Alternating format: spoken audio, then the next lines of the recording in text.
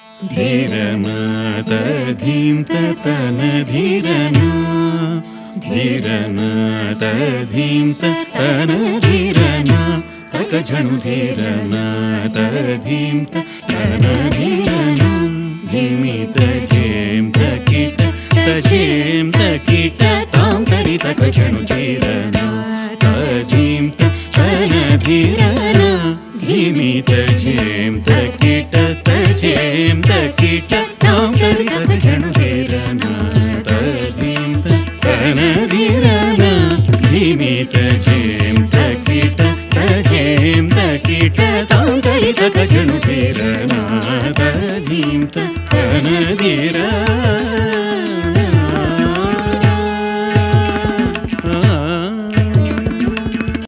जय श्रीमन्नारायण. श्रीमते रामानुजाय नमः. लक्ष्मीनाथ समारंभां नाथयामुनमध्यमाम् अस्मदाचार्यपर्यन्तां वन्दे गुरुपरम्पराम्.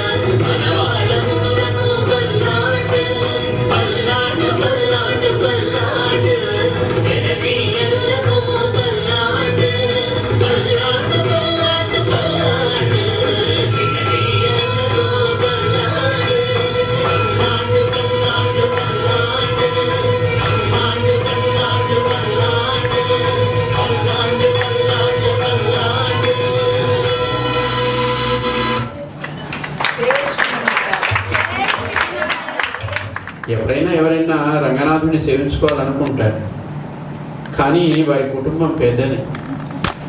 వీళ్ళంతా ఆ కుటుంబంలో సభ్యులే కనుక వారి దగ్గర నేర్చుకునే చిన్నారులు, చిరంజీవులు, శిష్యగణం అంతా కూడా వారి కుటుంబమే కనుక కుటుంబంతో ఆయన్ని సేవించుకోవాలంటే వారి కుటుంబం అంతా పోతే వాళ్ళ వ్యవహారం ఎక్కడికి పోయినా ఏ వ్యవహారం సాగుతుందో కుటుంబంలో అదే సాగుతుంది కదా. కనుక వారి కుటుంబ వ్యవహారం భారతీయ సంస్కృతిని, భారతీయ నృత్యం ద్వారా లోకానికి పరిచయం చేయడం, దర్శింపచేయడం.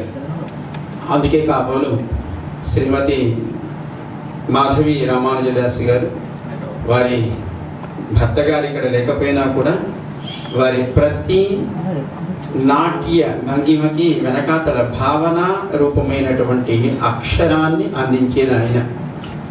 వారు రాసిన ప్రతి కీర్తన మన ఆయన పేరు చెప్పకపోతే ఇది ఎక్కడదో అన్నమాచార్యుల కీర్తనలోదో లేకపోతే రామదాసు కీర్తనలోదో ఈ అంశాన్ని వీళ్ళు చేస్తున్నారు అనుకుని పొరపడే అవకాశం ఉంటుంది. కానీ వాళ్ళు ప్రతి కీర్తనకి వెనకాతల రాసింది ఈయనని చెప్తున్నారు. చెప్పకుండా ఉంటే ఎవరిదో మహనీయులు రాసినటువంటి కీర్తనలు కాబోలు అనుకునేంత గొప్పగా వారి సాహిత్యం ద్వారా మన భారతీయ సంస్కృతికి, సంప్రదాయానికి వారు చేస్తున్న సేవ వారి కూడా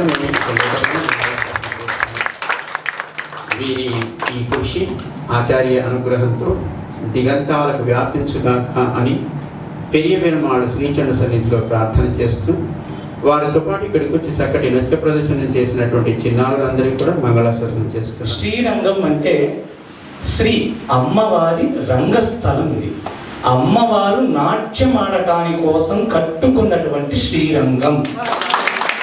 అది శ్రీరంగం అంటే. ఇది శ్రీరంగ నాయకి తను నాట్యం చేస్తే పెరుమాడు చూడటం కోసం అని చెప్పని చేసుకున్నటువంటి దివ్య స్థలం. అందుకనే శ్రీరంగం అన్నమాట. అలాంటి ప్లేస్ పక్కన అమ్మవారు టెంపుల్. ఇంత నిండు నాట్యం ఆడే స్థలం మధ్యలో ఉన్నటువంటి మన దాంట్లో ఎప్పుడు చూస్తూ ఉంటాం. అలాంటి నాట్య స్థలంలో నాట్యం ఆచరించారు. నిజంగా వాళ్ళ జన్మ అంటే దాల్చుడు అనవచ్చు తిరిగి, but real it is a great. వాళ్ళకి ఈ వయసులో ఇలాంటి శ్రీరంగంలో రంగనాయకి ఇష్టమైనటువంటి పని, ఉపన్యాసాలు అవన్నీ కామన్ ఎక్కడైనా, కానీ రంగనాయకి ఇష్టమైనది మాత్రం నాట్యమే. ఆమె కోసం కట్టుకున్న స్థలం ఇది. అలాంటి స్థలంలో చక్కగా వాళ్ళు సేవించడం, ఆమెకి ఈ ఆవాసం ఉపయోగపడటం మా అదృష్టం. అలాంటి మంచి కార్యక్రమాన్ని అమ్మగారి చేత చేయించుకోవడం మాకు ఇంకొక అదృష్టం. సార్ మా ట్రస్ట్ మెంబర్స్ కూడా అందరూ దీనికి సంకల్పించి అందరూ ఆదరించడం, సహాయం అందించడం అందరికీ కూడా చాలా